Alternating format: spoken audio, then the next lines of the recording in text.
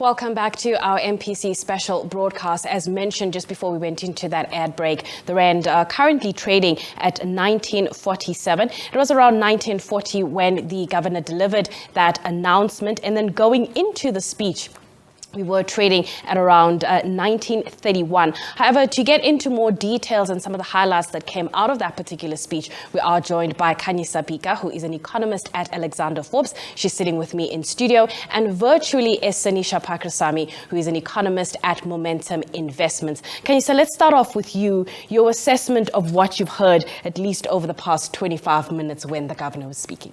Thank you, Nastasia. I think it was really expected from our side that they would raise their interest rate by 50 basis points. And I think it comes off a restrictive, quite a hefty days and weeks, right, of uncertainty in our economy. So we saw that currency weakening quite significantly, and it still hasn't recovered, right, to show a resilience as it did before the announcement of that allegation. But also weak growth locally continues to hamper expectations. So yes, they've revised their growth a little bit up. I mean, a percentage point higher doesn't necessarily mean an expansion, but we do see that load shedding continues to be one of the weaker anchors or drags to growth and the outlook. Sanisha, let's come to you. Your expectations going into the statement, did you also support the view that it would have been 50 basis points? I think, as my colleague points out, as we drew closer and closer to this MPC sitting, it became evident that a larger interest rate increment would be of the coming, given the risks to the currency and how that has been priced into inflation risks.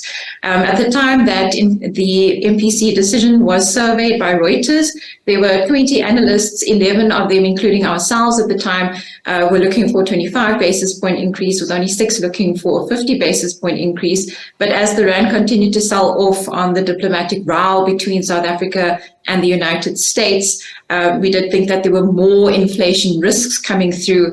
And as a result, we've seen that the South African Reserve Bank has acted more aggressively with a 50 basis point hike. Sanisha, I'm going to stay with you for this particular question, because you can imagine a lot of the viewers who have bonds, who've got credit or some form of debt, are probably crying right now. But let's talk about the implications of under-tightening. If he didn't do what the mandate is for the Reserve Bank, what would have been the implications? Because I can imagine most people are thinking enough is enough. 100%. And I think we need to sort of draw the distinction between the effects of high inflation on your low income earner in South Africa. And of course, someone is getting hit by higher interest rates. And that is currently your upper middle and upper income earner that seems to be more exposed to anything that is linked to the prime rate of interest. So those consumers that have a car loan outstanding or a home loan outstanding. However, the Reserve Bank has in the past indicated that there is a disproportional effect coming through from inflation. And with your lower income earners, the bottom 30% of spenders in South Africa are really looking for more than 40% of their basket spend going towards food. And we know that food prices have been escalating north of 14%. It is really the job of the South African Reserve Bank to maintain price stability and to contain cost of living pressures. So unfortunately, with the interest rate increases that have been coming about, we are actually hitting your upper end consumer, and that is reining in demand. But at the same time, we're also trying to control the cost of living pressures, which have been hitting the poorest of South Africans in the recent couple of months. Let's come to you, Khanyisa. I mean, the one thing that stood out, there were quite a few things, but he mentioned that they estimate load shedding alone to deduct 2 percentage points from growth this year. When we take in those, increased levels of load shedding, what has that done for your growth models or growth outlooks for the rest of the year? Is that in line with the governor? So, yes, we think it may even be much weaker, considering that we are now experiencing excessive stage 6 and with the possibility of higher stages of load shedding. So Eskom did announce that in the worst case scenario, they would have to implement stage 8 in an opportunity to avoid a grid collapse. But I think what we are concerned about is just the shifts in the intensity of these load shedding levels, because that makes it difficult for businesses and even others to manage properly, and that will bring more uncertainty on how. But I think the nice thing about what we've seen on the private sector side is their increased investment in alternative energy resources that should almost be producing enough to get by. Sanisha, let's come to you here. We had yesterday's CPI figures, and I'm wondering when you look at food inflation, which I can imagine you expect to remain elevated at least in the near term, does yesterday's figure indicate that perhaps we may have reached peak in food inflation? Well, we hope so. I think the market was anticipating a slightly higher expectation for food prices, and that seemed to be the surprise relative to the consensus expecting 7%, whereas headline inflation came out at 6.8%. And I think in the short term, there will be some upward pressure caused by currency weakness, the fact that load shedding does indeed add to the cost for food retailers. But further on out, we are anticipating that we should start seeing a drop-off coming through for your food inflation numbers. Your red meat prices on slaughtering rates, as an example, we're already seeing that red meat prices are coming off the boil, and we should start seeing that coming through for bread and cereal prices into the remainder of the year. There is, however, a bit more of a medium to longer term risk in terms of food prices, and that's as we move from wetter conditions into what we call the El Nino, the drier weather condition coming through for 2024. And should that extend into 2025, that could then present a medium upside risk to food inflation once again. But as you say, going into the remainder of this year, we are likely to see some reprieve coming through for food inflation. And again, that is off quite a high base created over the course of last year. Khanyisa, let's come to you here. So you have the April 2023 World Economic Outlook, and one of the points that the IMF notes is that one of the measures to contain inflation does involve fiscal policy. When you look at it from South Africa's point of view, are there aspects that may undermine our fiscal consolidation efforts? I think the biggest risk for our fiscal outlook is the wage agreements that have come out to much higher than what was expected at budget 2023. And I think the risk there is, it also seems that the National Treasury is trying to move away from longer dated agreements. But the risk that comes with not committing means that you could actually see yourself having to settle at higher wages, as we've seen with the discussions that continue now. So I think that's the biggest risk that we're looking. I think also because we're expecting that commodities will come down quite significantly as the global economy slows, that also puts pressure on our current account. And as we move into a twin deficit as we've had in the past, that means that our revenues will not be able to sustain our expenditure or spending requirements, even with the great efforts that SARS has continued to make in improving the initiatives. And we've seen with the compliance dividend, in fact, that they raised quite a sizable revenue in the last fiscal year. But the buoyancy is just not going to be supportive in a low growth environment. Your thoughts, Sanisha, on some of the elements here that may threaten government's fiscal consolidation strategy? Sure. I think it's quite important to note that fiscal policy has to go hand in hand with monetary policy in order to rein in inflationary pressures. And the International Monetary Fund and a number of anecdotes out there suggesting that this needs to take place. Now, we're seeing that we are having tighter policy on the monetary policy side. However, there are risks that on the fiscal policy side, we'll continue to see rampant expenditure coming through from not being able to contain the wage bill, and a number of social demands that are adding to expenditure pressures. This could be a worry because it does mean then that the burden is placed on monetary policy to maintain that tighter stance for a bit longer in order to keep those inflationary pressures at bay. Khanyisa, one of the questions that came through from the journalists is whether we have reached restrictive territory, and he said, yes, we are there. From your perspective, have we reached restrictive territory, and does this indicate perhaps the end of the rate hike cycle? In our view, yes, we are in restrictive territory now, but also we believe that the SARB, the best they can do is hold rates where they are, and we expect that perhaps the first rate cut would be in the first quarter of next year. But by it being more restricted, I think further rate hikes would mean would be actually detrimental to the currency outlook as well, which is something that they want to protect. So that also has inflationary pressure in its own sense of how it transmits. So I think the best the SARB should do now is just hold rates where they are until an opportunity where they're trying to hold off or come down as quick as possible. But inflation, as they've indicated, will only reach 4.5 in the third quarter of next year. So I think with that being said, it would be a best bet to hold.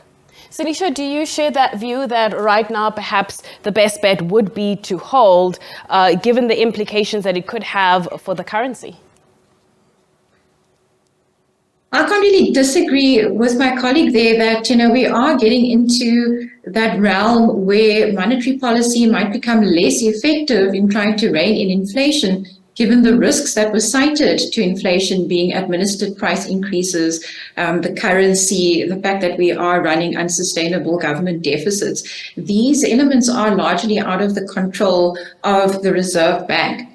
If we look at the makeup of the votes for this particular MPC sitting, I think it's also quite telling that it was a unanimous vote to hike by 50 basis points. And so on the back of that, I think the market may actually just price in one more hike. So I don't think that today's meeting, has drawn the door definitively closed on further interest rate increases from here.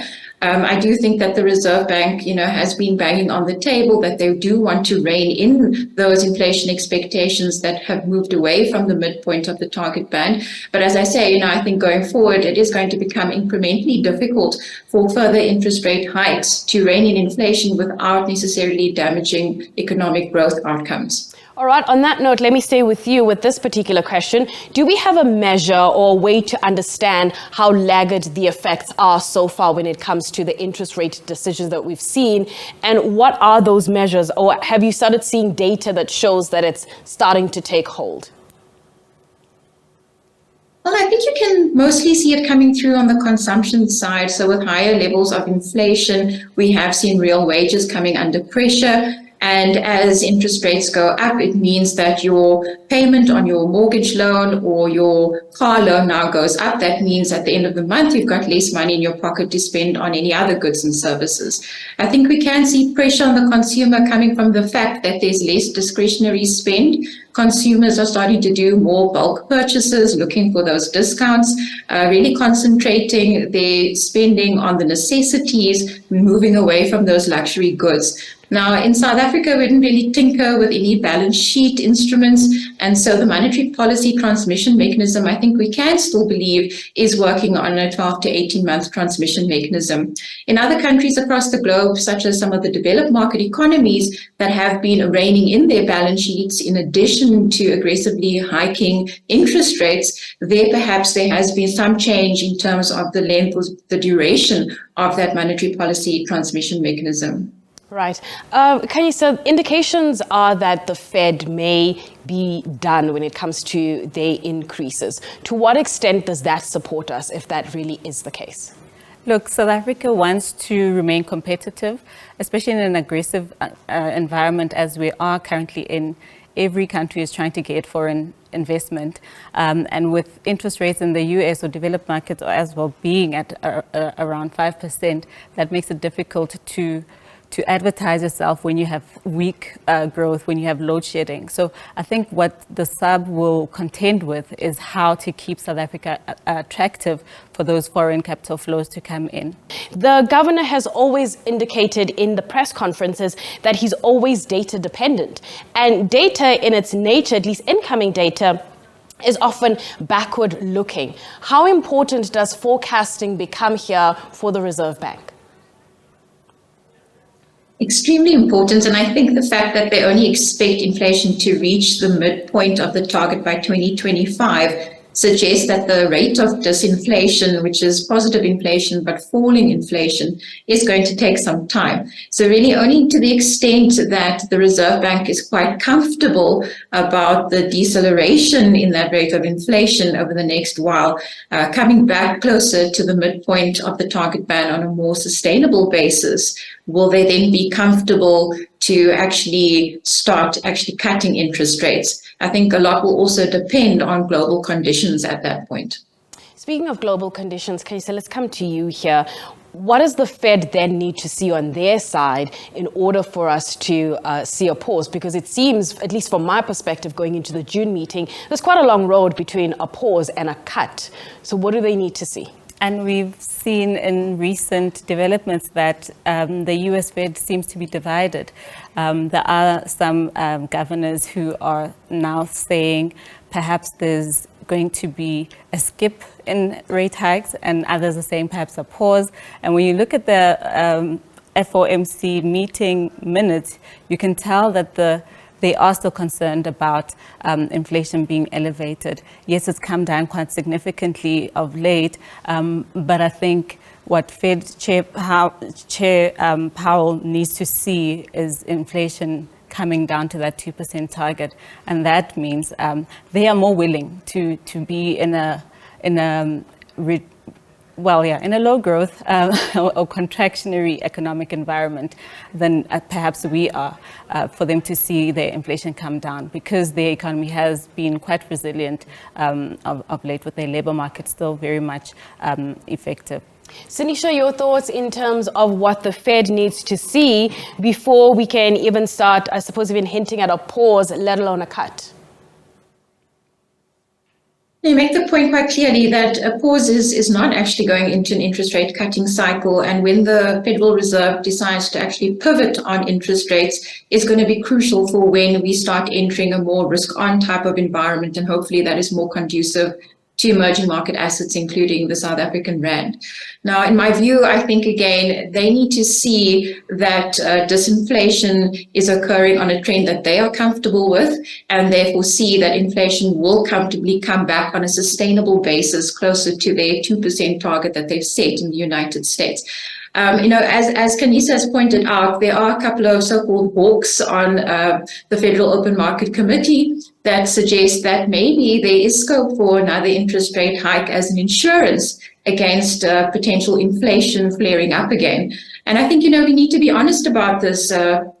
Policymakers, economists, authorities across the globe really got inflation wrong this episode, given that none of us really anticipated that inflation would persist for as long as it did at the levels that it did. And I think that central banks are quite cautious in their approach to monetary policy, given that they don't really want to see a cost of living crisis spiraling once again. And they will be, watching some of these forward-looking indicators of inflation to determine whether or not we are in fact seeing a comfortable disinflation trend taking place. Sanisha, let me stay with you as we draw to a close. Are the recession fears still there when it comes to the US?